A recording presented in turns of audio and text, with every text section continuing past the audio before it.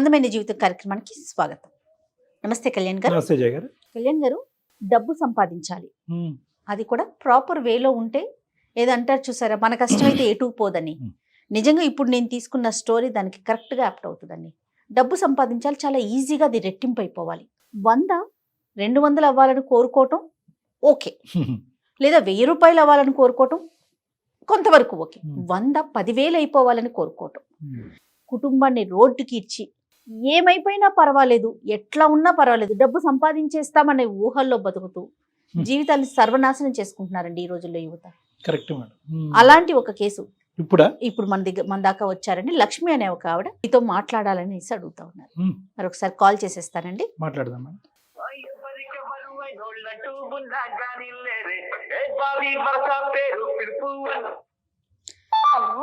Hello Lakshmi గారండి?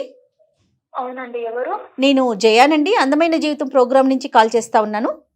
నమస్తే madam. నమస్తే అమ్మా. నమస్తే లక్ష్మి. నాతో పాటు డాక్టర్ కళ్యాణ్ గారు ఉన్నారు. ఓకే, నమస్తే సార్. ఒక్కసారి లక్ష్మి, అసలు ఏంటి మీరు అందమైన జీవితం ప్రోగ్రామ్ కి ఎందుకు మెయిల్ చేయాల్సి వచ్చింది, మీ సమస్య ఏంటో క్లియర్ గా మాట్లాడండి డాక్టర్ గారితో. Okay madam. ఓకే, ఒక్కసారి అక్కడ పెట్టండి. నమస్కారం లక్ష్మి గారు. నమస్తే సార్. ఏంటమ్మా చెప్పండి, ఎవరి గురించి మాట్లాడాలనుకున్నారు ఈరోజు? అది మా హస్బెండ్ గురించి సార్. చెప్పనన్నా, ఏంటి సమస్య? డాక్టర్ పాపకి హార్ట్ లో హోల్ ఉందని చెప్పారు మేడం. Okay okay. హోల్ ఉంది, పాపకి సర్జరీ చేయాలి, లేకుంటే బతకదు అని చెప్పారు మేడం. బతకదు అని చెప్తే ఎంత సార్ డాక్టర్ గారు, ఎంత ఖర్చు అవుతుంది డాక్టర్ గారు, పాప ఆపరేషన్ కంటే 15 to 20 lakhs ఖర్చు అవుతుందమ్మా అని చెప్పారు మేడం. సర్జరీకి 15 to 20 lakhs అవుతుంది. అబ్బా. అవును సార్. చెప్తే ఆ పని ఈ పని చేసి మా హస్బెండ్ నేను ఇద్దరం చేసి డబ్బులు కూడబెట్టినాం మేడం. ఓ సంతోషం. కూడబెట్టిన తర్వాతకి అంటే రేపు సర్జరీ అనగా మేడం మా భర్త అమౌంట్ నాకు కూడా చెప్పకుండా అమౌంట్ తీసుకొని వెళ్ళిపోయాడు. దేనికమ్మా అమౌంట్? అది అంటే నాకు కూడా ఫస్ట్ తెలీదు సార్. వాళ్ళ ఒక అన్నయ్య ఉంటాడు, తన ఫ్రెండ్, ఆ అన్నయ్యకి కాల్ చేసి అడిగాను. అంటే నేను కాల్ చేస్తూ ఉంటే ఉండు డబ్బులు తీసుకొస్తున్నా అని చెప్పి కాల్ కట్ చేసి నా మీద విరుచుకుపడుతూ కోపంతో కట్ చేసేవాడు ఫోన్. అయితే ఏం జరిగింది అన్నయ్య అని తన అన్నయ్యకి కాల్ చేస్తే, అమ్మ ఇట్లా బెట్టింగ్ లో పెట్టాడు, అమౌంట్ మొత్తం బెట్టింగ్ లో పోగొట్టాడు,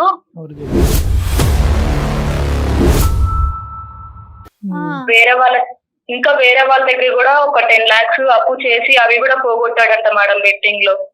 అంటే అతనికి ముందు నుంచి ఉందమ్మా ఈ అలవాటు? ఫస్ట్ అంటే వెళ్ళుతుండే సార్, అంటే చిన్న అమౌంట్, ఎక్కువ కాదు, ఒక 5,000 10,000 అట్లా. నేను అప్పుడే వద్దు ఆడకని అని అప్పుడే బతంలాడి చెప్పాను సార్. అన్నమాట. అంటే ఈ బెట్టింగ్ ఏంటమ్మా, డైరెక్ట్ గా వెళ్తాడా, ఆన్లైన్ మొబైల్ బెట్టింగ్?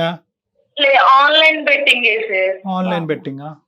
అయితే వాళ్ళ ఫ్రెండ్ ఎవరో చెప్పారట, ఇట్లా 20 lakhs ఇంకా 20 lakhs వస్తే డబల్ వస్తుందిరా, నా మాట విను, నన్ను నమ్ము అని చెప్పేసి తీసుకెళ్లి వాళ్ళు ఒక దగ్గర ఉండేసి ఇట్లా బెట్టింగ్ ఆన్లైన్ లో పెట్టారంట సార్. అంటే ఏంటమ్మా, ఇప్పుడు బెట్టింగ్ చేసి డబ్బులు సంపాదించాలి అనేటటువంటి దానికి అంటే బాగా రిచ్ అవ్వాలి అని కోరిక, లేదంటే పాప గురించా, దేని గురించి టార్గెట్ ఏంటి? అంటే టార్గెట్ ఉన్నంత మాత్రం బెట్టింగ్ చేయాలని నేను ప్రోత్సహించట్లే గానీ ఏం కావాలి అతనికి? నేను అడిగితే పాప కోసమే చేశాను, డబల్ వస్తుంది, మళ్ళా ఎక్కువ అమౌంట్ ఉంటే పాపను చూసుకోవడానికి మంచిగా ఉంటది అని చెప్పాడు సార్ నాతోని. కానీ అంతకు ముందు కూడా ఆడాడు కదమ్మా. ఇప్పుడు ఇంతకు ముందు పాప పరిస్థితి, సో పాప పరిస్థితి అనేటటువంటిది ఇప్పుడు కనిపించేటటువంటి ఒక కారణము. కానీ అంతకు ముందు కూడా ఇలాగెళ్ళి తగలెట్టిన సందర్భాలు ఉన్నాయిగా డబ్బులు. అవును సార్, అవును. సరిపోయింది. ఓకే, తర్వాత ఏమైందమ్మా మరి? నువ్వు పాప సర్జరీ అయిందా? ఇంతకి పాప ఎలా ఉంది? సర్జరీ చేయించాను మేడం. 20 lakhs మా అమ్మ వాళ్ళు ఇస్తే పొలం అమ్మేసి ఆ 20 lakhs తోని ఆపరేషన్ చేయించాను. పాపకి ఇప్పుడు బానే ఉంది. తను ఇప్పుడు కాల్ చేసి ఓకే విసిగిస్తున్నాడు, నాకు తప్పైపోయింది, నేను పాప కోసమే చేశాను కదా, పాప కోసం ప్లీజ్ నాతో మాట్లాడు, నా దగ్గరికి రా. ఇప్పుడు నేను మా అమ్మ వాళ్ళ దగ్గర ఉన్నా మేడం. బయటకు వచ్చేసారు మీరు పాపని తీసుకొని? అంతేనండి. తీసుకొని ఆపరేషన్ అయిపోయిన తర్వాత నేను ఇంకా అక్కడికి వెళ్ళలేదు మేడం, మా ఆయన వాళ్ళ ఇంటికి. నేను మా అమ్మ వాళ్ళ ఇంటికి వచ్చేసాను మేడం. అంటే ఈ ఒక్క ఆస్పెక్ట్ తీసేస్తే రవి గారికి ఇంకేమన్నా చెడు అలవాట్లు, వ్యసనాలు ఉన్నాయమ్మా? ఇది ఒక్కటే? లేదు సార్, ఇది ఆన్లైన్ లో బెట్టింగ్ ఆడతారు. చాలా మంచిగా చూసుకునేవాడు సార్, చెడ్డోడేం అనట్లేదు నేను. మా పాపని నన్ను చాలా ప్రేమగా చూసుకునేవాడు. అది ప్రేమగా చూసుకుంటున్నాడు అనే దానికి ఏంటంటే ఆ 20 లక్షలు కూడబెట్టేంత వరకు ఇద్దరు చెరిసమానంగా కష్టపడ్డారు కదా మా పస్తులుండి కింద మీద పడి. సో దాన్ని బట్టే పాప అంటే మీరంటే కుటుంబం అంటే ఎంత ప్రేమ గౌరవం ఉంది అనేది నాకు అర్థం అవుతుంది. కానీ వెళ్ళినటువంటి విధానం దాన్ని డబుల్ చేయాలనేటటువంటిది ఆశ అత్యాశ అయింది. అదే కదా సార్, ఉన్న అమౌంట్ పెట్టి డబుల్ చేసే కంటే ఈ రోజుల్లో కష్టపడిన అమౌంటే ఉండట్లేదు సార్, ఊరికొచ్చిన అమౌంట్ కరెక్ట్ చెప్పామమ్మా, చాలా కరెక్ట్ చెప్పారు మీరు. సో ఇప్పుడు 3 నెలలు బట్టి ఉంటున్నాయి మామూలుగా మాటలు అవి ఉంటున్నాయమ్మా, అతను వచ్చిపోతున్నాడు? లేదు సార్, అంటే లేదు సార్, రావట్లేదు. కాల్ చేస్తుంటే నేనే మాట్లాడకుండా కట్ చేస్తున్నాను సార్. వద్దు, నీతో విసిగిపోయాను, నాకు వద్దు, ప్లీజ్ ఫోన్ చేయకు అని చెప్పేసి విడాకులు ఇచ్చేస్తా అని హాస్పిటల్కి వచ్చాడమ్మా? ఇప్పుడు సర్జరీ అయిన తర్వాత ఒక్కసారన్నా బిడ్డను చూసాడా, చూడలేదా? లేదు సార్, రాలేదు సార్. రాలేదా, చూపెట్టలేదా నువ్వు? నేను చూపించలేదు సార్, వస్తా అన్నారు, నేను రానివ్వలేదు. సరే మారేనని ఇప్పటికైనా అంటున్నాడా, నేను మారేను లక్ష్మి, నాలో మార్పు వచ్చింది అని అంటున్నాడా, లేదంటే పాప గురించే కదా నేను ఆడాను అని అంటున్నాడా? కారణం చూపి పాప గురించే కదా నేను ఆడింది అని అంటున్నాడు సార్. రేపొద్దున ఇప్పుడు పాప ఇదంటాడు, రేపొద్దున పాప పెళ్లికో లేదంటే పెద్ద మనిషి అయినప్పుడు అప్పుడు ఆ పార్టీ చేయడానికి డబ్బులు కావాలి కాబట్టి అంటాడు. సో ఈ కారణాలు అనేవి అలా పెరుగుకుంటూనే పోతా ఉంటాయి. సో మార్పు అనేది రాలేదని నీ నమ్మకం అమ్మా? రాదనా? సార్ నా నమ్మకం, అవును, రాదు సార్ మార్పు. ఆ మనుషులో మార్పు రాదు సార్. నా పాప చావు బతుకుల్లో ఉంటే తను వెళ్ళి ఉన్న అమౌంట్ తో చూపించుకోవాలి కానీ సార్, ఉన్న అమౌంట్ తీసుకుపోయి పెట్టి ఇంకా డబ్బులు వస్తుందని ఆశపడి ఒకవేళ మా అమ్మ వాళ్ళ అమౌంట్ ఇవ్వకుంటే నా పాప పరిస్థితి ఏంటి? అంతే కదా లక్ష్మి. నా పాప నాకు దక్కేదా సార్? మా అమ్మ వాళ్ళు ఉండబట్టి సరిపోయింది, ఒకవేళ మా అమ్మ వాళ్ళు లేకపోతే నా పాప నాకు దక్కదు కదా సార్. తన అత్యాశ వల్ల ఉన్న డబ్బులు తీసుకుపోయి ఆటలో పెట్టేసి ఇప్పుడు నేను వస్తా అని ఫోన్ చేసి ఇప్పుడు కాళ్ళ ఇలా పడితే నేను ఎందుకు రానిస్తాను సార్? నాకు లేదు సార్, నా మనసు విరిగిపోయింది సార్. సరేనమ్మా, నీ మనసు విరిగిపోయింది, 3 నెలలు బట్టి మనిషిని దూరం పెట్టావు, ఫైనల్ గా ఎటుపోతుందమ్మా మీ జీవితం? అంటే విడాకులు తీసుకోవాలని ఉద్దేశమా ఏంటి నీది? విడాకులు తీసుకుంటాను సార్, నేను తనతో ఉండను. ఇప్పుడే తను చూడలేదు సార్, రేపటి రోజు నాకే ఏదైనా అవుతుంది, నా పాపకు మళ్ళా హెల్త్ బాగుండదు, అప్పుడు చూసడం ఏంటి సార్? నాకు నమ్మకం. వాళ్ళు ఏమంటున్నారు లక్ష్మి? అమ్మ వాళ్ళు నీ ఇష్టం అమ్మా అని చెప్తున్నారు మేడం. అంటే ఇంక వాళ్ళు కూడా ఏం చెప్పలేదు. ఇప్పుడు ఏంటంటే ఇటువంటి పరిస్థితుల్లో జయ గారు, ఇప్పుడు ఏంటంటే మనిషి చరిత్ర చూసుకుంటే మంచి వ్యక్తి, పిల్లల గురించి కూడా అతను బాధ్యతాయుతంగా వివరించాడు. ఇటు వచ్చి ఏంటంటే ఎక్సెప్ట్ ఫర్ దిస్ వ్యసనం, దీన్ని వ్యసనం, betting and gambling is a వ్యసనం that does not have direct treatment. అంటే దీనికి ఇదిగో ఈ టాబ్లెట్ వేసుకో రేపటి నుంచి ఈ వ్యసనం నుంచి బయటపడతాం అనేది తాగుడికి, సిగరెట్కి, ఇతరత్ర మత్తు పదార్థాలు కొన్ని వేల మందిని నేను ట్రీట్ చేశాను. కానీ ఈ బెట్టింగ్ గ్యాంబ్లింగ్ లో ఉండేటటువంటి చిన్న లొసుకు, ఎందుకంటే ఆ అమ్మాయి పేరెంట్స్ కూడా ఇంత జరిగిన తర్వాత కూడా నీ జీవితం ఆలోచించుకో ఎందుకు అంటున్నారంటే వీళ్ళు మంచి వాళ్ళు, వీళ్ళు చెడు బుద్ధి ఉండేటటువంటి వాళ్ళు కాదు. కానీ ఏంటంటే అత్యాశ అనేటటువంటి టార్గెట్, అక్కడ ఏదో మంత్రజాలం ఉంటుంది, ఏదో మాయ జరుగుతుంది, మంత్రం మహిమ అవుతుంది, దెబ్బకట అనే విధంగా నేను రిచ్ అయిపోవచ్చు, 1 మెట్టు నుంచి 15వ మెట్టు వరకు ఎక్కేయచ్చు అనేటటువంటి ఆశ అక్కడ ప్రధానంగా ఇక్కడ అతని యొక్క ఇదయింది. ఈ రోజు మొత్తం కుటుంబాన్ని బిడ్డ నుంచే దూరం చేసింది. ఇప్పుడు అతని మనోవేదన ఎలా ఉండుంటది చెప్పండి? సర్జరీ చేసినప్పుడే బిడ్డ కనిపించినటువంటి పరిస్థితి. అంటే నువ్వు కూడా అమ్మాయి చెప్పే దాంట్లో కూడా వ్యాలిడ్ పాయింట్ కదా కళ్యాణ్ గారు. ఇప్పుడు అమ్మాయి పేరెంట్స్ లేరు అనుకుందాం, అప్పుడు ఏంటి పరిస్థితి? రేపు రోజు ఇది రిపీట్ కాదు అనడానికి ఎట్లా గ్యారంటీ ఇవ్వగలుగుతామా మనం? అతను ఎక్కడైనా అతనిలో ఈ 25 లక్షలు పోయినాయి, 25 లక్షలు ఎంతో పోయినాయి అనే బాధ కనిపించిందమ్మా నీకు? అంటే అడపదడప నువ్వు మాట్లాడినప్పుడు అలా ఏం లేదు సార్. ఎలా అంటే నేను పాప కోసం ఎగ్గట ఆడింది, ఎక్కువ వస్తే ఇంకా అమౌంట్ డబ్బులు వస్తే పాపని మంచిగా చూసుకోవచ్చు అని చెప్పి ఆడానని చెప్తున్నారు. కానీ తప్పైపోయింది, నన్ను క్షమించి ఒక్కసారికి నేను మళ్ళా ఎప్పుడు జీవితంలో చేయనన్న మాట రావట్లేదు. పాప కోసమే ఆడానన్న మాటనే మాట్లాడుతున్నారు సార్. అదేనమ్మా, ఇప్పుడు నేను అనేది ఏంటంటేనమ్మా, ఇప్పుడు నువ్వు మాకు చేయటం వెనకతల ప్రధానమైన కారణం ఏంటంటే కనుక నేను ఈ కారణం చేత నేను విడాకులు తీసుకోవాలనుకుంటున్నాను డాక్టర్ గారు, ఇది కరెక్టా రాంగా అనేది తెలుసుకోవటం గురించా, లేదంటే ఒక్కసారి నేను తీసుకునేటటువంటి నిర్ణయం కరెక్టా రాంగా అనే దాని గురించి అతనితో మాట్లాడి చూడండి అనే దాని గురించి చేసావా? అంటే కరెక్టా రాంగా ఒకసారి అంటే అతని గురించి ఏం కాదు సార్, మిమ్మల్ని అడుగుదామని కాల్ చేశాను.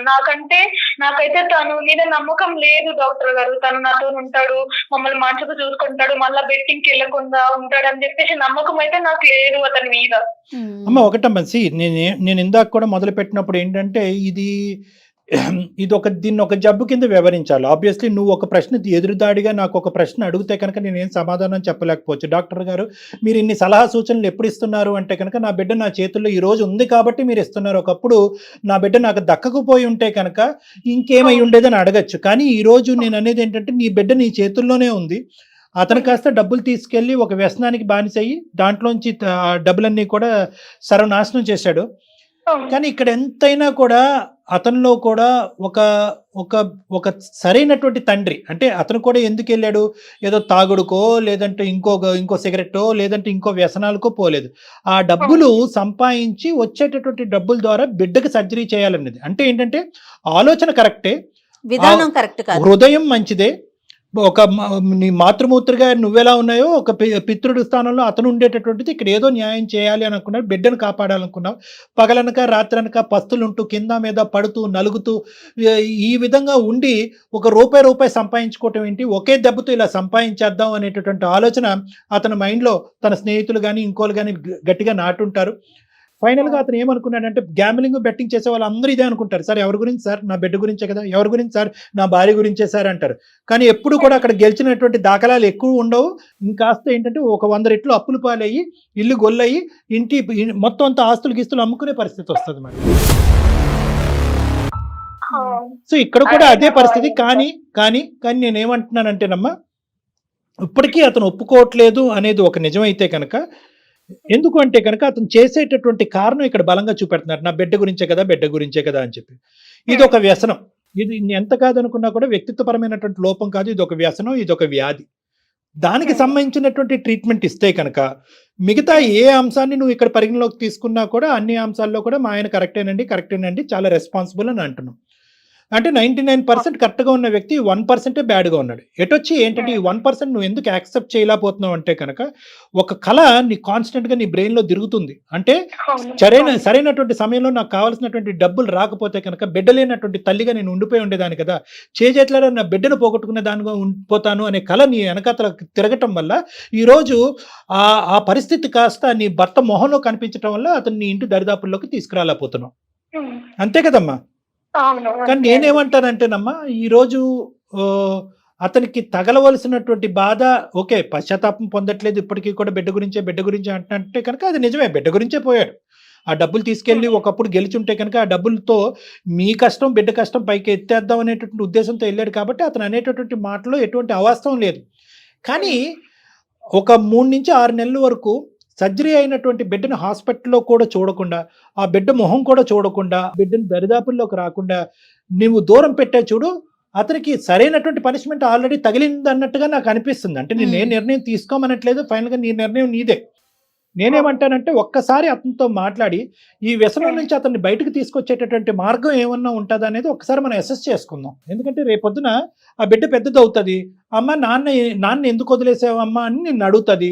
అమ్మ నాన్న వ్యసనాన్ని బారిన పడ్డాడమ్మా, 25 లక్షలు 20 లక్షలు ఇంట్లో దొంగతనం చేసో పట్టుకెళ్ళిపోయాడమ్మా అంటే కనుక అదేంటమ్మా నాన్న అంత పెద్ద దొంగ అని నేను బిడ్డ అడుగుతుంది. తర్వాత ఇంకో మాట అంటది, ఎందుకు తీసుకెళ్ళాడమ్మా అంటది పాప, నీ సర్జరీ గురించే తీసుకెళ్ళాడమ్మా అంటే కనుక అప్పుడు ఆ పాప యొక్క మానసిక పరిస్థితి ఎలా ఉంటుందంటే, దొంగతనం చేసినందుకు తండ్రి కాదు అన్నట్టు ట్రీట్ చేయడం కరెక్టా, లేదంటే నా హార్ట్ గురించే దొంగతనం చేసి డబ్బులు పోగొట్టుకున్నటువంటి నా తండ్రిని ఒక తండ్రిగా స్వీకరించాలా అనే డైలమాలో ఒక అమ్మాయి వెళ్ళిపోతుంది. సో ఇక్కడ ఏంటంటే మీరు తీసుకోబోయేటటువంటి నిర్ణయం త్రీ ఫ్యాక్టర్స్ మీద ఉంటుంది. ఒకటి, ఇది వ్యక్తిత్వమా వ్యసనమా.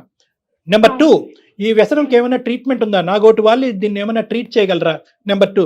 నెంబర్ 3, ఒకప్పుడు ఈ కారణం చేత నేను భర్తను దూరం చేసుకుంటే నేను తీసుకునేటటువంటి నిర్ణయాన్ని మా తల్లిదండ్రులు హర్షించొచ్చేమో కానీ పెరిగి పెద్ద అయినటువంటి నా బిడ్డ హర్షిస్తుందా, యాక్సెప్ట్ చేస్తుందా అనేటటువంటి 3 ఫ్యాక్టర్స్ బట్టి నువ్వు డైవర్స్ ఇవ్వాలా వద్దా లేదా అనేది నువ్వు నిర్ణయం తీసుకోవాలమ్మా. అయితే డాక్టర్ గారు ఏమంటున్నారు, ఒక్కసారి మాట్లాడదాం అనేది డాక్టర్ గారు ఆలోచన, అంతేనా కళ్యాణ్? అంతే మేడం. ఏమంటారమ్మా లక్ష్మి? నాకైతే నమ్మకం లేదు మేడం తను మారుతాడు అని. రేపటి రోజున మళ్ళీ తను వెళ్ళడానికి గ్యారంటీ ఏముంది మేడం? ఇప్పటి వరకు ఏంటంటే నువ్వు ఒక బయట ప్రయత్నం అనేది చేయలేదు. అంటే ఏంటంటే ఇదేదో ఒక అలవాటు, ఒక వ్యక్తిత్వంలో ఉన్న లోపం కిందే భావించా కానీ ఇది ఒక వ్యసనం అనేటటువంటి ఒక జబ్బు. దీనికి సరైనటువంటి సమయంలో సరైనటువంటి వ్యక్తుల ద్వారా కౌన్సిలింగ్ ట్రీట్మెంట్ ఇస్తే కనుక బహుశా ఈ వ్యాధి అతనిలోంచి తొలగిపోయి ఒక మంచి మనిషి అవుతాడనే ఆలోచన నీకు రాలే. సో ఇప్పటి వరకు నువ్వు ఎన్నిసార్లు క్షమించటం అనేది ఒక వేరే విషయం. ఇప్పుడు మా యొక్క సపోర్ట్ తీసుకుంటూ అతన్ని ఇంకో యాంగిల్లో మనం ట్రీట్ చేసి నీ ముందు నిలబెట్టడం అనేది వేరే విషయం అమ్మా. నాకైతే నమ్మకం లేదు సార్, మీరు చెప్తున్నారు కాబట్టి ఒకసారి ప్రయత్నిస్తాను సార్. సరే అమ్మా, సరే అమ్మా. ఒకసారి కాల్ చేయండి, మేము లేము అన్నట్లుగానే ఒకసారి మాట్లాడండి, తర్వాత డాక్టర్ గారు నేను ఉన్నానన్న విషయం చెప్పండి. Okay madam. Okay Lakshmi, okay సరేనండి. హలో హలో లక్ష్మి, నువ్వు పాప కోసం తిని తినక రోజు పనికి వెళ్ళి బాగుంది ఉండక 20 లక్షలు కూడా పెడితే నువ్వు 20 లక్షలు తీసుకుపోయి బెట్టింగ్ లో పెట్టేసినావు. నా పాపకు ఆపరేషన్ అయితే కనీసం నువ్వు ఆ రోజు ఆపరేషన్ అయిన రోజు కూడా రాలేదు. ఆ 20 లక్షలు కూడా పెట్టింది మన కోసమే, మన ఫ్యూచర్ కోసమే లక్ష్మి. ఆ ఎక్కువ డబ్బులు వస్తాయి సంపాదిద్దామనే కదా. నాకు మీ తప్ప ఇంకెవరు ఉన్నారు? మీ ఇద్దరిని చూసుకోవడానికే కదా నేను. నువ్వు కష్టపడి సంపాదించేది ఉండే, నువ్వు బెట్టింగ్ లో పెడితే డబ్బులు వస్తాయని నువ్వు ఎట్లా నమ్మి పాప జీవితాన్ని పణంగా పెట్టి నువ్వు 20 లక్షలు తీసుకుని బెట్టింగ్ పెట్టి ఆడతావు రవి నువ్వు? అంటే ఆ టైంలో తోచలేదు. ఏం తోచలేదు రవి నీకు? పాప ప్రాణం కంటే నీకు బెట్టింగే ఎక్కువైందా రవి నీకు? ఆ బెట్టింగ్ అంతా డబ్బులు వస్తే మనం హ్యాపీగా ఉంటామనే లక్ష్మి. ఏం హ్యాపీ రవి? మనం కష్టపడి ఒక్క పూట తిన్నా గానీ హ్యాపీగానే ఉంటాం రవి. పాప కోసం కదా రవి ఇన్ని రోజులు ఇన్ని సంవత్సరాలు కష్టపడి డబ్బులు కూడా పెట్టింది. ఒక్క నిమిషంలోనే నువ్వు 20 లక్షలు పోగొట్టినావు రవి. ఎన్ని సంవత్సరాల నుండి కష్టపడిన డబ్బులన్నీ. అది తప్పైంది లక్ష్మి. అలా నీకు ఆడేటప్పుడు కూడా పాప గుర్తుకు రాలేదా రవి? ఇది నా పాప కోసం దాచిపెట్టిన మనీ ఆపరేషన్ కోసం, రేపు చెయ్యపోతే నా పాప నాకు తగ్గుతుందో లేదు అన్న నీకు ఒక్కసారి కూడా ఆలోచన రాలేదా రవి? పాప కోసం, నీ కోసం, నా కోసం అని మాట్లాడుతున్నావు రవి నువ్వు. ఒకవేళ పాపకి ఏదైనా అయ్యి చనిపోయి ఉంటే నువ్వు ఎవరిని చూడడానికి వచ్చేవాడి? పాప ఎవరిని చూడడానికి వచ్చేవాడివా? నీకు నాకెవరిని చూడడానికి వచ్చేవాడివా? అది కాదు నాన్న, నాకు అర్థమవుతుంది నువ్వు అన్నదంతా కరెక్టే. కాకపోతే నేను ఏం చేసినా నీ గురించి పాప కోసమే కదరా. ఆ రోజు కూడా నేను తీసుకెళ్ళింది డబ్బులు పాపని బతికించుకుందామని, పాప లైఫ్ బాగా చేద్దామనే కదా తీసుకెళ్ళాను రా. నేను కావాలని ఏం తప్పు చేయలేదురా. ఆ రోజు ఆ డబ్బులు పోయిన తర్వాత నాకు వస్తే నువ్వేమంటావు అని చెప్పి భయంతో నా మొహం చూపించలేకపోయినా అవ్వా. భయంతో ముఖం చూపలేకపోయిన అంటున్నావు. 20 లక్షలు తీసుకుపోయినావు, అవి ఆన్లైన్ లో బెట్టింగ్ లో పెట్టేసినావు. మళ్ళీ వేరే వాళ్ళ దగ్గర 10 lakhs చేసినావు, అవి ఆన్లైన్ లో పెట్టేసినావు. అవి పెట్టకుండా ఆ 10 lakhs తీసుకొని నా దగ్గరకు వచ్చి ఇట్లా ఆడాను, ఇట్లా పోయినాయి లక్ష్మి సారీ అని చెప్పేసి ఆ 10 lakhs ఇచ్చినా కానీ అది కాదురా. అది తీసుకెళ్ళాను. ఫస్ట్ ఒక 10,000 పెట్టగానే ఒక 50,000 వచ్చేసాయి. అలానే కకృతికి పోయి మొత్తం పెట్టేశారు లక్ష్మి. రవి నా పేరు డాక్టర్ కళ్యాణ్ చక్రవర్తి. నేను సుమన్ టీవీ అందమైన జీవితం దగ్గర నుంచి మాట్లాడుతున్నాను, నేను ప్రోగ్రామ్ నుంచి మాట్లాడుతున్నాను. నాతో పాటు మన హోస్ట్ జయ గారు కూడా ఉన్నారు. అయితే ఏంటంటే ఇప్పుడు ఈ రోజు మీ భార్య గారు, నేను జీవితానికి సంబంధించినటువంటి ఒక పెద్ద నిర్ణయం తీసుకోబోతున్నానండి. పదే అవకాశాలు ఇచ్చినటువంటి నా భర్త పదే తప్పులు చేస్తున్నాడు. ఈ రోజు నా పాప ప్రాణాలు పోయే పరిస్థితి వరకు వచ్చింది కాబట్టి నేను ఈ నిర్ణయం తప్ప ఇంకో నిర్ణయం తీసుకోవడానికి రెడీగా లేను. నా భర్తకు ఒక దండం, అతను నాకు వద్దు, నేను డివోర్స్ తీసుకుందాం అనుకుంటున్నాను. నేను తీసుకునే నిర్ణయాన్ని మీరు సమర్థిస్తారా లేదా అని చెప్పి అమ్మాయి మాకు కాల్ చేసింది. నాకు కావాలని తప్పు చేయలేదు సార్. తను ఏదైనా నా పాప నా ఫ్యామిలీ అంతా హ్యాపీగా ఉంటదని నేను వెళ్ళి బెట్టింగ్ ఆడాను సార్. అది ఒక వ్యసనంలో తయారైపోయింది సార్. కానీ నాకు నా పాప నా భార్య కావాలి సార్. అంటే నాన్న చూడు, నేను ఇందాక కూడా ఈ కార్యక్రమం మొదలైనటువంటి మొదట్లో నేను ఒకటే చెప్పాను, ఆన్లైన్ బెట్టింగ్ గ్యాంబ్లింగ్ ఆడేటటువంటి వాళ్ళ యొక్క మనసు అందరిది కూడా వాళ్ళు ఏదంటే దుర్మార్గులో, దుష్టులో, లేదంటే మూర్ఖత్వంతో ఉండేటటువంటి వాళ్ళు కాదు. బాగా తెలివైనటువంటి వాళ్ళు, జీవితంలో విలువలు తెలిసినటువంటి వాళ్ళు, బాధ్యతాయుతంగా ఉండేటటువంటి వాళ్ళే ఏదో ఒక తెలియనటువంటి ఒక బలహీనమైనటువంటి క్షణంలో తొందరగా పైకి ఎదుగుదాం అనేటటువంటి ఆలోచనతో ఈ రోజువారీ కష్టం వద్దు, ఇందులోంచి ఈ గండం నుంచి ఇప్పుడు ఒక్క దెబ్బతో గట్టెక్కేస్తే కనుక జీవితాంతం దినదిన గండం 100 ఏళ్ళ ఆయుష్ అన్నట్టు ఉండదు కదా అని చెప్పి దిగినటువంటి వాళ్ళే. అంటే 10 రూపాయలు వస్తే కనుక సంబరపడిపోతారు, పక్కన పోయేటటువంటి 100 రూపాయల గురించి ఆలోచించరు. 10 రూపాయలు వచ్చింది కదా, 100 రూపాయలు లాగే 100 రూపాయలు పోతే పోయింది, 10 లక్ష రూపాయలు అవుతుంది అని చెప్పి అనేటటువంటి ఉద్దేశంతో వాళ్ళ యొక్క అదృష్టాన్ని పదే పరీక్షించుకుంటారు. అక్కడికి వెళ్ళి పదే ఆన్లైన్ యాప్ల్లో కానీ అప్పులు, లోన్ యాప్స్ లో మేడం భయంకరమైన లోన్ యాప్స్ తీసుకుంటే ఇతనికి రెడీమేడ్ గా డబ్బులు కనిపించినాయి కాబట్టి 1,00,000, 2 లక్షలు, ఏకంగా 15-20 లక్షలు ఇంట్లో తీసుకుని వెళ్ళిపోయాడు. తీసుకుని వెళ్ళటం కాదు, దొంగతనం అంటారు అది. నీ రవి, ఇంట్లో నీ డబ్బులు అయినా కూడా అది దొంగతనమే, అంతే కదా నేను కళ్యాణ్ గారు? నేను వెళ్ళేవని కాదు సార్, ఆ, ఎప్పుడు ఫోన్ యాడ్స్ అవి ఇవి చూస్తూనే ఉన్నాను. వాళ్ళు వెంటనే వాళ్ళు లక్షాధికారులు కోటీశ్వర్లు అయిపోతున్నారు. అప్పుడే నాకు అనిపించింది సార్, మనకి ఈ డబ్బుతో ఉంటే సరిపోదు, కొంచెం ఇంకా మనకు కావాలని చెప్పేసి ఆ ఆలోచనతోటి నేను డబ్బులు పెట్టాను సార్ ఆన్లైన్ లో. ఒక రకమైన మేడం? జూదం కదా. పిల్ల ప్రాణాలని నువ్వు నిజంగానే పనంగా పెట్టి ఆడటం కాదు ఇది. ఏదన్నా అయినట్లయితే ఇది ఏంటంటే ప్రామిసుల మీద వాగ్దానాల మీద నడిచేటటువంటిది కాదు. ఎందుకంటే ఆ అమ్మాయి కూడా చెప్పింది 100 సార్లు అందరి మీద, బ్రతుకున్న మనుషులు ప్రజానికం అందరి మీద నువ్వు ఒట్లేసావంట, ప్రామిసులు చేసావంట. అంటే నువ్వు ప్రామిసులు నిలబెట్టుకునేటటువంటి టైప్ కాదు నువ్వు వేసేటటువంటి ప్రామిసులు. ఆ అమ్మాయి నమ్మేటటువంటి అవకాశం పరిస్థితి లేదు. లేదు. ఎందుకంటే ఈ బెట్టింగ్ గ్యాంబ్లింగ్ అనేటటువంటిది ఒక బ్రెయిన్ కి సంబంధించినటువంటి ఒక వ్యసనం లాంటిది, ఒక వ్యాధి లాంటిది. ఎందుకంటే ఓడిపోయిన ప్రతి చోట, ఓడిపోయిన చోటే గెలవాలి అనేటటువంటి ఒక పిచ్చి తాపత్రయం ఉంటుంది. ఓడిపోతాను అనే ఉద్దేశంతో ఎవ్వడు కూడా బెట్టింగ్ అండ్ గ్యాంబ్లింగ్ లోకి వెళ్ళడు. ప్రతి ఓడు గెలుస్తాననేటటువంటిది అనుకుంటాడు. లాస్ట్ టైం ఈ నెంబర్ మీద కాకుండా ఆ నెంబర్ మీద పెట్టాను కాబట్టి ఓడిపోయాను, లేదంటే నల్లపిల్లి ఎదురొచ్చింది కాబట్టి ఓడిపోయాను, లేదంటే వాడెవడో నా మైండ్ డిస్ట్రాక్ట్ చేశాడు కాబట్టి ఓడిపోయాను అని చెప్పి బయట కారణాలు చెప్పి మీ లోపల ఏ కారణం లేదు, మీరు ఏ తప్పు చేయట్లేదు, ఈ రోజు ఓడిపోతే రేపు ఖచ్చితంగా గెలుస్తాననే ఉద్దేశంతో బ్లైండ్ గా మీరు వెళ్తారు. అందరు కళ్ళు కప్పుతారు, ఎవరు సలహా తీసుకోరు. ఓడిపోయి మొత్తం ఇంటిళ్ళ పాది అందరూ మునిగిపోతున్నా కూడా ఇంకా అందులోనే కొట్టుకుపోతారు. కాదు డాక్టర్ గారు, ఒకవేళ ఓడిపోతామేమో అనే ఆలోచన అసలు వీళ్ళకి రాదా ఈ రాదు. బెట్టింగ్ లో కూర్చునే అంటే ఎప్పుడు వస్తుంది అంటే మేడం, ఓడిపోయిన ఇప్పుడు వచ్చింది చూడండి, ఇప్పుడు అర్థం పశ్చాత్తాపం వచ్చింది. ఎప్పుడైతే భార్య దూరం అయిపోయింది, పిల్ల దూరం అయిపోయింది, జీవితం అంతా ఏకాకి అయిపోయింది, ఇటువంటి పరిస్థితుల్లో పశ్చాత్తాపం వస్తుంది, అరే ఇదేంటని. అలాగే చాలా మంది బెట్టింగ్ గ్యాంబ్లింగ్ చేసేటటువంటి వాళ్ళు డబ్బులు పోయిన తర్వాత విపరీతంగా కుంగిపోతారు. ఎందుకు ఈ జీవితం, చచ్చిపోతే బాగుందని అనుకుంటారు. ఎప్పుడైతే కనుక ఆ అప్పు తీరిపోతుందో మళ్ళీ కొత్త ఆలోచన వస్తుంది, అరే ఇదేంటి మళ్ళీ. చెప్పు రవి. సార్ లేదు సార్, ఈసారి నమ్మమని చెప్పండి సార్. నేను మళ్ళీ వెళ్ళాను సార్ బెట్టింగ్ నానా. జోన్. ఇప్పుడు ఆ అమ్మాయిని నమ్ము అని చెప్పడానికి మేము ఎవరయ్యా? నువ్వు మాట్లాడాలి, నీ భార్య. మేము పెళ్లి చేసావా? మీ పెళ్లి నువ్వు ఆ అమ్మాయితో మాట్లాడు, నువ్వు ఏం చెప్పాలనుకుంటున్నావు ఆవిడ కన్విన్స్ అవుతుందేమో చూడు, ఒకసారి ట్రై చేయి. అమ్మాయి కన్విన్స్ అవుతుందో లేదో చూడు. ఫస్ట్ నువ్వు చెప్పవలసింది ఏంటంటే కనుక పిల్ల గురించే చేశాను కదా, నీ గురించే చేశాను కదా, ఇటువంటి మాటలు ఆపేసాయి. నీకు ఒక వ్యసనం ఉంది, ఆ వ్యసనం బారిన నువ్వు పడ్డావు, అదొక జబ్బు, ఈ జబ్బు నుంచి నన్ను విముక్తి పొందించండి అని అడుక్కుంటే వాళ్ళ వేళ పడుతూ ఆ అమ్మాయి ఏదైనా ఆలోచించాను. ఎప్పటికీ కూడా నువ్వు చేసినటువంటి పనిని నువ్వు సమర్థించుకుంటూ నువ్వు ఎలా ప్రామిసులు అడుగుతావు? Correct. మారిపోతానని నేను చాలా సార్లు చెప్పాను సార్, నమ్మకం లేదంటుంది సార్. నీ ఇందాకటి నుంచి నేను జయ గారు చెప్పేది ఏంటి అంటే కనుక పిల్లని బతికించుకోవాలి, తొందరగా ఆపరేషన్ చేయాలి, డబ్బులు సంపాదించాలన్న ఆలోచన కరెక్టే, కానీ వెళ్ళినటువంటి దారి తప్పు. వెళ్ళినటువంటి దారి ఏంటంటే అత్యాశకు పోయావు, ఇప్పుడు దురాశ దుఃఖమునికి చేయటం అన్నట్టుగా ఇప్పుడు అందరు ఇంటిళ్ళ పాది కుటుంబం విచ్ఛిన్నం అయిపోతుంది. ఒక్కసారి ఒక అవకాశం ఇచ్చి నీకు ట్రీట్మెంట్ ఇస్తే కనుక ఏమైనా బాగుపడతావేమో అని ఆశతో నీకు చేసావు. అయితే ఏంటంటే నువ్వేంటంటే మహానుభావుడివి, ఆ కారణం చేత ఆడానండి, ఈ కారణం చేత ఆడానండి, నేను దేవుణ్ణి అంటున్నావు. నువ్వు ఒక సంవత్సరం తర్వాత మళ్ళీ ఆడవని నమ్మకం ఎలా ఉంటది లక్ష్మికి?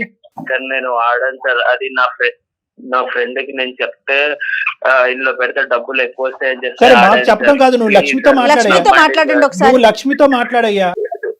ఇది ఒక్కసారి నమ్మ ప్లీజ్, ఇంకోసారి ఫోన్ నేను ఆ బెట్టింగ్ ఏం ఆడను. ఎన్నిసార్లు చెప్తారా వీళ్ళ, నా మీద వచ్చేసిన, పాప మీద వచ్చేసిన. ఇప్పుడు సార్ వాళ్ళ ముందే చెప్పాను కదా, ఇంకోసారి నేను చేస్తే నువ్వు సార్ వాళ్ళ ముందే నన్ను నిలబెట్టి ప్లీజ్, నాకు పాప గుర్తుకొస్తుంది. నువ్వు ఫోన్ చేస్తే నువ్వు ఫోన్ ఎత్తావు, ఇక్కడ చేస్తే పాప పరిస్థితి బాగాలేదు, ఒక్కదాన్ని ఏం చేయాలో అర్థం కాక నాలోనే చచ్చిపోయి, పాపకి ఏమవుతుందో ఇక్కడ నువ్వు చూస్తే నువ్వు రావు, ఫోన్ చేస్తే ఫోన్ కట్ చేస్తావు. డబ్బులని పోయిన తర్వాత చూడలేకపోయాను. అలా ఎందుకు అనుకుంటావు నువ్వు? నాకు వచ్చినట్టు కనీసం డబ్బులున్నా ఓకే, వదిలిపెట్టు, కనీసం వచ్చినావు పాప చూడడానికి.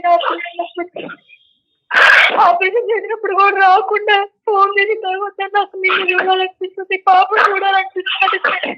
నిన్ను ఎట్లా నమ్మి నేను రానియాలి నా దగ్గరికి? తప్పైంది లక్ష్మి, చాలా తప్పు.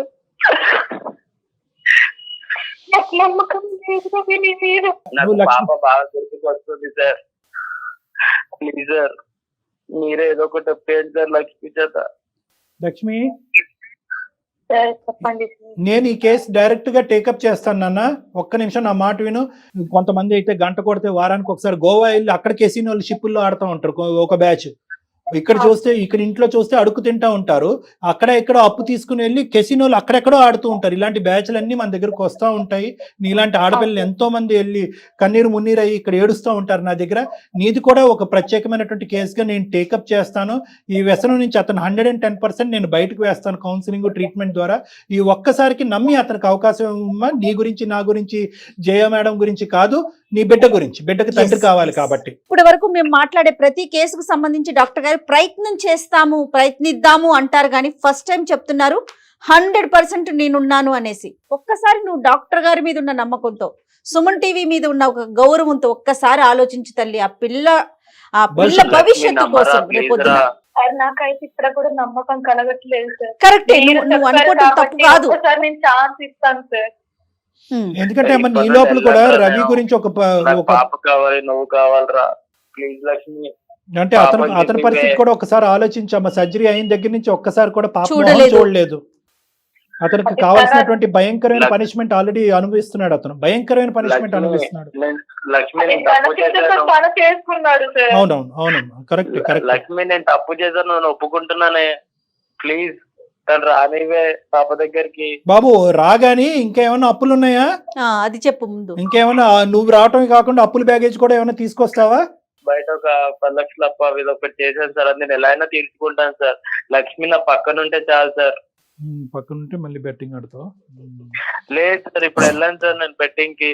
నాకు నా పాపని చూడాలని ఉంది సార్. ప్లీజ్ సార్ మీరే ఎలా చెప్పండి. డైరెక్ట్ గా చూడకుండా మాట్లాడలే. సరే ఒక పని చేద్దాం రవి, నేనేమంటున్నానంటే నాకు కూడా ఇటువంటి కారణం చేత కుటుంబాన్ని విడగొట్టడం అనేది నాకు కూడా ఇష్టం లేదు.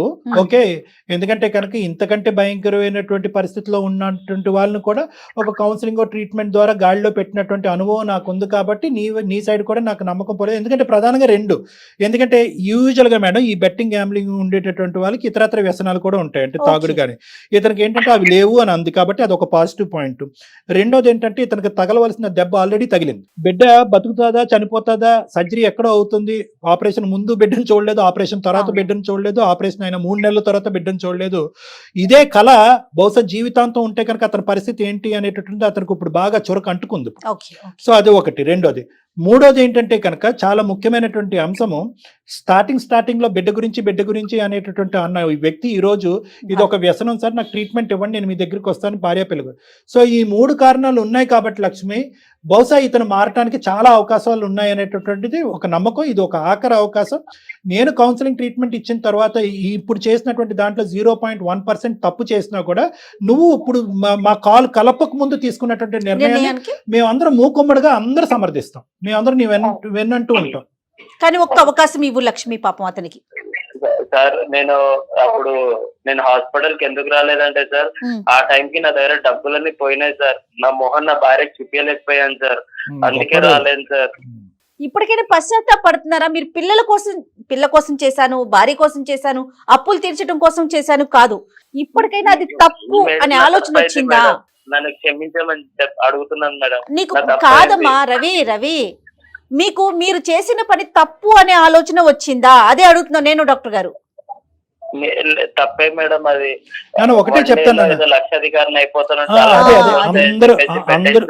అందరూ ఒక గొర్రెలు బందలాగా అందరూ ఒక గొర్రె వెనకతలో ఒక గొర్రె మీరు వెళ్తా ఉంటారు. ఇది చాలా కామన్. ఎందుకంటే ఒక సింపుల్ ఎగ్జాంపుల్, నన్ను 25 years బట్టి నేను ఈ ప్రొఫెషన్ లో ఉన్నాను మేడం. ఒక్కడు కూడా నేను ఇది ఆడి బాగుపడ్డాను అనేది నేను వినలేదు, చూడలేదు మేడం. కానీ ప్రతి వాడు గెలిచినట్టుగానే, ఎందుకంటే వాళ్ళు ఏంటంటే వీళ్ళకి వ్యాలే అని ఒకటి ఉంటుంది, అంటే ఒక పర్స్ ఉంటుంది అనమాట. వాడు ఏం చేస్తా ఉంటాడంటే ఆ బెట్టింగ్ వాడు 1000 రూపాయలు వేయటం, 10,000 వేయటం, 15,000 ఆశ చూపిస్తాడు. వీళ్ళు ఏంటంటే ఎంత వచ్చిందిరా అంటే 15,000 వస్తుంది. ఆ 15,000 ఇటు జోబులోని లేదు, చెక్కులో లేవు, బ్యాంకులో లేవు, ఒక పాకెట్ లో ఉంటాయి. అది చూసి వీళ్ళు సంబరపడతా ఉంటారు. ఆ 15,000 వచ్చేసినాయి అని అనుకుంటా ఉంటారు. కాదు, ఆ 15,000 వీళ్ళు కాదు, వీళ్ళు ఏం చేస్తారంటే ఆ 15,000 తీసుకెళ్లి పెడతారు, 15 లక్షలు పోతారు. సో ఇదంతా కూడా ఏంటంటే జిమ్మిక్ మేడం. వాడు గవర్నమెంట్ కూడా నాకు అనిపిస్తోందండి, గవర్నమెంట్ కూడా కొంచెం యాక్షన్ తీసుకొని ఇలాంటి ఆన్లైన్ బెట్టింగ్స్ మీద ఏదైనా కఠినంగా చర్యలు తీసుకుంటే బాగుండండి. ఎన్ని జీవితాలు నాశనం అయిపోతా ఉన్నాయండి. ఒకటి మేడం, అదొకటి మీరు చెప్పింది. రెండోది ఏంటంటే కనుక రవిలాగా నేనెందుకు చేయట్లేదు, మీరెందుకు చేయట్లేదు చెప్తున్నాను నేను. Yes, yes, ఎందుకంటే yes, yes. కష్టాన్ని నమ్ముకుని బతికేవాడు ఎప్పుడు షార్ట్ కట్లు 100% అండి. ఇది ఒకటి. రెండోది, మూడోది ఏంటంటే కనుక సింపుల్ లాజిక్. రవి లాంటి ఎవరైతే బెట్టింగ్ గ్యాంబ్లింగ్ ఆడి అదే జీవితం అదే అనుకుని సర్వనాశనం అయిపోయి కుటుంబాలు మొత్తం అంతా కూడా నట్టేటు మునిగిపోతున్నారో వాళ్ళందరికీ నేను ఒకటే అంట, ఆ బెట్టింగ్ గ్యాంబ్లింగ్ వెబ్సైట్ పెట్టుకున్నవాడు మిమ్మల్ని బాగు చేద్దామని అడిగి పెట్టుకున్నాడా, వాడు బాగుపడదామని ఉన్నాడా? మీకే లక్షలు ఇస్తే కనుక వాడు పిల్లలకి వాడేం పెట్టుకుంటాడు? కాబట్టి దయచేసి ఏంటంటే ఇది ఒక భయంకరమైనటువంటి చాప కింద నీటిలాగా పెరిగిపోతున్నటువంటి ఒక తప్పుడు దోవలో గవర్నమెంట్ కూడా అరికట్టలేనటువంటి ఒక భయంకరమైనటువంటి ఒక వ్యాపారం. ఇందులో ఏంటంటే సామాన్య ప్రజలు మునిగిపోతూ ఉంటారు. డబ్బులు ఉన్నవాడు ఎలాగన్నా బతుకుతాడు, కానీ సామాన్య ప్రజలు మునిగిపోతారు. మా మాట విను, ఒక్కసారి మా మీద నమ్మకంతో ఒక్కసారి నువ్వు అవకాశం ఇవ్వు. మీ మీదైతే నాకు నమ్మకం లేదు. అది కూడా డాక్టర్ గారి దగ్గరికి వెళ్ళిన తర్వాతకే నేను ఏదైనా అప్పుడు డిసిషన్ తీసుకుంటా. అప్పుడు దాకా నేను ఎలాంటి డిసిషన్ తీసుకోను. నిన్నైతే నమ్మను కాక నమ్మను నేను. నా మీద వదిలేసే లక్ష్మి, నేను చెప్తున్నాను కదా, నాకెంతో నమ్మకం ఉంటే కనుక నేను ఈ ప్రామిస్ మీకు చెయ్యను కదా. నేను ప్రామిస్ చేస్తున్నాను అంటే కనుక ఖచ్చితంగా నేను మార్చేటటువంటి ప్రయత్నం చేస్తాను. వర్స్ట్ కమ్ సినారియో మనిషి ఎలాగే ఉంటే కనుక నువ్వు తీసుకోవాల్సిన నిర్ణయం నువ్వు అప్పుడు కూడా తీసుకోవచ్చు. రవి వింటున్నావా? చాలా చాలా సీరియస్ గా చెప్తున్నాము. డాక్టర్ గారు కూడా ఎప్పుడు ఇంత భరోసా ఇవ్వరు. కేవలం ఆ పాపని దృష్టిలో పెట్టుకొని మాత్రమే డాక్టర్ గారు ఈ డెసిషన్ కి వచ్చారు. నువ్వు చాలా జాగ్రత్తగా ఉండాలి ఇక్కడ నుంచి. ఓకే మేడం, రైట్, ఇద్దరు కలిసి ఒకసారి రండి అమ్మా. Right right. ఓకే కళ్యాణ్ గారు, ఏంటి పరిస్థితి కళ్యాణ్ గారు? అమ్మా ఒక్క ప్రయత్నం ఇందులో చేయాలమ్మా. ఎందుకంటే నేను అన్నాను కదా, వాళ్ళ కౌన్సిలింగ్ ఆ అబ్బాయి ఇప్పుడు వరకు ఆడింది ఒక ఎత్తు, ఇప్పుడు ఆడి పరిస్థితులను అర్థం చేసుకోవటం అనేది ఒక ఎత్తు. ఇప్పుడు ఏంటంటే ఇంకోసారి ఆడితే కనుక పిల్లలు మొత్తం కుటుంబమే లేకుండా పోతుంది అనేది అతను గట్టిగా అర్థమైంది. కాబట్టి ఈ మార్పు పెర్మనెంట్ అని నేను అనుకుంటున్నాను. దాంతో పాటు మన సహాయ సహకారాలు. కానీ కళ్యాణ్ గారు, ఈ బెట్టింగ్ యాప్స్ కూడా చాలా మందిని, యువతని ముఖ్యంగా చాలా అట్రాక్ట్ చేసే విధంగా కనిపిస్తూ ఉంటాయండి. మనం ఒక్కసారి ఫోన్ ఆన్ చేస్తే రీల్స్లో కానీ వీటిలో చూస్తే ఒక్కొక్కటి నేను ఇంత సంపాదించేసాను అంత సంపాదించేసానని, కానీ ఆ విజువల్స్ చూస్తే అంటే అట్రాక్ట్ చేసే విధంగానే కనిపిస్తా ఉన్నాయి కదా. అది కూడా పాపం ఇల్లు అంటే దాని వైపు వెళ్ళటానికి అవకాశం ఉంటుందంటారా? ఉంటుంది మేడం. వాళ్ళు ఏంటంటే ప్రత్యేకంగా ఆ విజువల్స్ ఏంటంటే ఇలాంటి వాళ్ళని క్యాచ్ చేయడం గురించి ఆ విజువల్స్ అనేవి అట్రాక్టివ్గా ప్రిపేర్ చేస్తారు. అంటే డబ్బులు అనేటటువంటిది మీరు 10 నోట్లు పెట్టుకుని చేతిలో తిరుగుతుంటే మా దగ్గర చూడండి 1000 నోట్లు ఉన్నాయన్నది చూపెడతారు. కానీ ఆ కింద నుండే డిస్క్రిప్షన్ కూడా వాళ్ళు దయచేసి గమనించాలి. ఎందుకంటే వాళ్ళు క్లియర్ కట్గా ఇది ఒక వ్యసనం కింద మారేదానికి అవకాశం ఉంటుంది. ఆలోచించి రెస్పాన్సిబుల్గా ఆడటం ఇంపార్టెంట్ అని అంటారు. అవి చిన్న చిన్న అక్షరాల్లో మైక్రోస్కోప్ ఇలా భూతద్దంలో చూసినా కనబడదు. కానీ కాబట్టి ఏంటంటే ఎవరు విశ్లేషణ శక్తి వాళ్ళ పరిస్థితులు బట్టి ఆలోచించి చేయవలసిన అవసరం ఉంది. ఎందుకంటే ఈ యాప్లు కానీ ఈ వెబ్సైట్లు కానీ వాళ్ళు బతకటం గురించి క్రియేట్ చేసినవే కానీ మీరు బ్రతకటం గురించి మీ కుటుంబాన్ని పోషించడం గురించి కాదు. మీరు బాధ్యతాయుతంగా వ్యవహరించవలసినటువంటి అవసరం ఉంది. ఎందుకంటే ఈరోజు గెలుస్తాను అనుకునేటటువంటిది ప్రధానమైనటువంటి ఓవర్ కాన్ఫిడెన్స్. అవునండి. ఆ ఓవర్ కాన్ఫిడెన్స్ అనేది తగ్గించుకుని ఎప్పుడు కూడా కృషితో నాస్తి దుర్భిక్షం అనేటటువంటిది, అంటే మీరు కృషి అనేటటువంటిది పెట్టండి, ప్రతిరోజు కష్టపడండి. సంపాదనకి జీవితానికి షార్ట్ కట్లు అంటే ఉండవు అనేది ప్రధానంగా ఈ బెట్టింగ్ గ్యాంబ్లింగ్ బారిన పడినటువంటి ఆలోచన ఉండే వాళ్ళు అర్థం చేసుకోవాల్సిన అవసరం. రైట్ కళ్యాణ్ గారు, నమస్తే. నమస్తే.